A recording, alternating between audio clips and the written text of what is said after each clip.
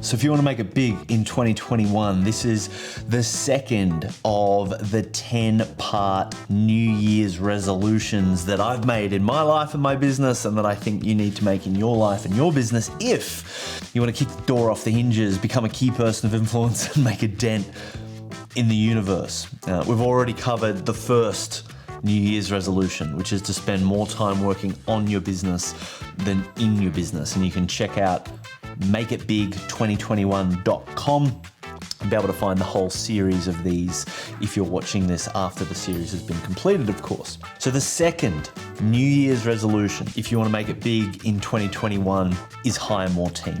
In the first New Year's resolution, we talked about the secret role in the organizational chart, the role of the key person of influence, where you're spending more time on the vision, the values, the value proposition, you're spending more time on the 5 Ps, and you're spending more time leveraging all of that through media and technology than in the rest of the organization.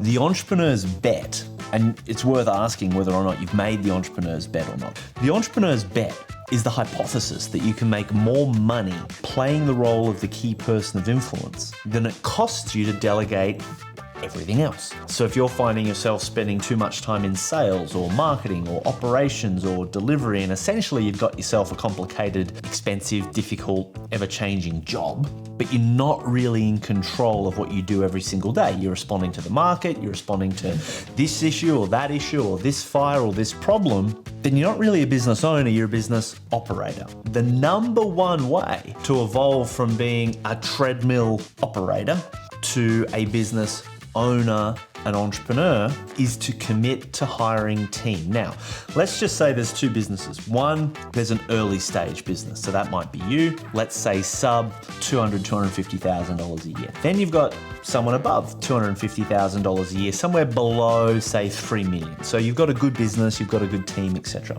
If you're in that early stage, I'd say that your New Year's resolution needs to be A, you've got to hire a sales assistant, and B, you've got to hire a virtual operations assistant. So the virtual operations assistant is someone that you can give your inbox to, and they're going to manage that process. And if you've got any questions about how to do that, hit me up in the chat below with the hashtag AskGlenn, because lots of people ask questions. They get hung up on outsourcing things like their inbox and their calendar, and there's all sorts of like drama that people have in their head in these early stages, which is crazy because it's secretarial work. It's easy to delegate. But if you've got any questions on how to do that, that's key, because when I'm speaking to audiences of small business owners, often they're spending 10, 15 hours or more a week in their inbox. Like the app is open on their screen. Think of it like this. Your inbox is somebody else's to-do list, and you're responding and reacting to that.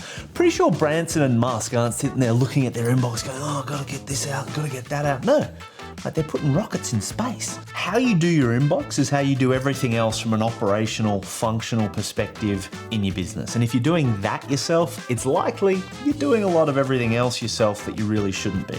So if you're a smaller business, you'll be focusing on hiring a virtual assistant. Now, if you're a bigger business and you find yourself in management, that virtual assistant should probably be a head of operations or a 2IC, someone whose job it is to keep the trains running on time. They can manage the team, they can solve problems. Think of them like a general manager, but from a small business perspective. So small business, virtual assistant; larger business, general manager / operations manager type person.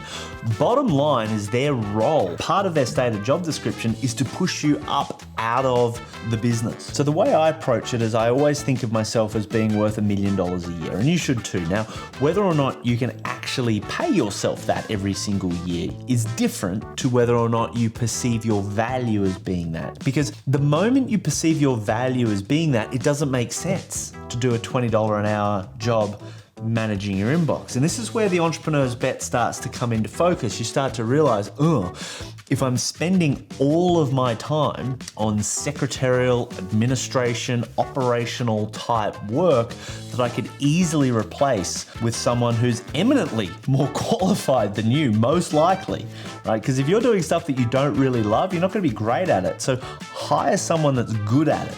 Hire someone that loves that stuff for 15, 20, 30 bucks an hour, whatever it is. And then your job is to run the hypothesis that you can make more money in that time that you've just freed up for 20, 30, 40 bucks an hour, whatever it is. You can make more money per hour up in the role of the key person of influence. Now, if you're thinking, I can't make more than $40 an hour applying my strengths, communicating my vision, values, value proposition, becoming the key person of influence and the go-to brand in your industry, then something's really wrong, right?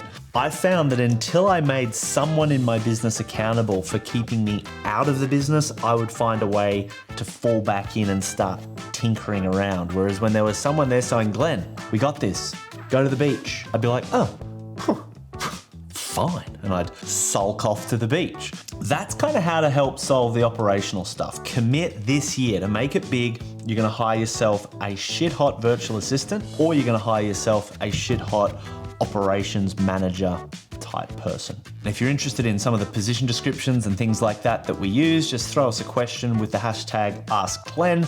We'll find those and we'll be able to link those out to you as well. The next thing is hiring. Again, if you're a small business, hiring a sales assistant. If you're a bigger business, hiring another sales person. Sales and marketing are obviously key. Now, in the early stage, I find people really struggle hiring their first salesperson. So don't. Just hire a sales assistant.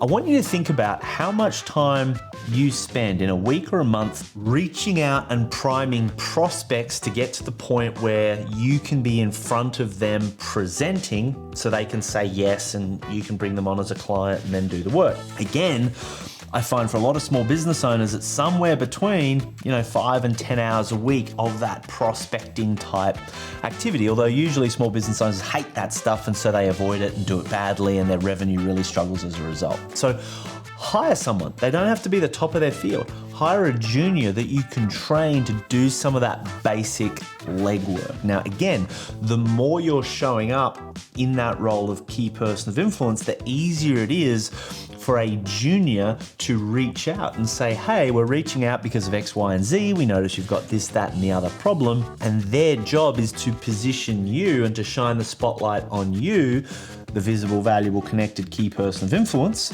to then book an appointment. Now, here's the thing. If you were to imagine that instead of you spending that 5 or 10 hours a week prospecting, you could spend an extra 5 or 10 hours a week having actual presentations. Look at how many hours of presentations a week or a month do you do, and how much money does that equal? Then just work out, what does an hour of that presenting time equal, and work out, are you more valuable presenting than you are doing the prospecting? Now, of course, the answer is going to be yes. Again, it's the entrepreneurial bet playing out. So it actually makes no sense for you not to have a sales assistant booking those appointments, doing that lower value activity, allowing you once again to spend more of your week in higher value activity. And once again, the margin, the gap between the two is your profit. You are making the entrepreneur's bet. Now, of course, if you're a more established business, hire another salesperson and then reverse engineer like crazy what you need to do to increase the amount of inbound leads and increase the amount of opportunity to feed that extra salesperson. And what we're going to be going through in the remaining 8 New Year's resolutions are absolutely going to be able to help you focus on what you need to do to expand the inbound opportunity so you become oversubscribed, so you can handle and afford the sales assistants, the general managers, the salespeople, etc. So, New Year's Eve resolution number 2, hire someone. Team equals time. My name's Glenn Carlson. I hope you found this useful. Looking forward to seeing you in the remaining 8 New Year's resolutions. If you've got any questions, use the hashtag AskGlenn. If you want to see the rest of the videos in this series up to wherever we're at this point in time, just go to makeitbig2021.com. I'm also doing an event in January to be able to help you set up a powerful year. We're going to be doing it over 2 3.5-hour Zoom web classes to help you break down some of the 5 key things you're going to need separate to the New Year's resolutions to be able to make it big in 2021. So my name's Glenn Carlson. I hope to see you there. All you got to do is be brave, have fun. Let's go make a dent in the universe.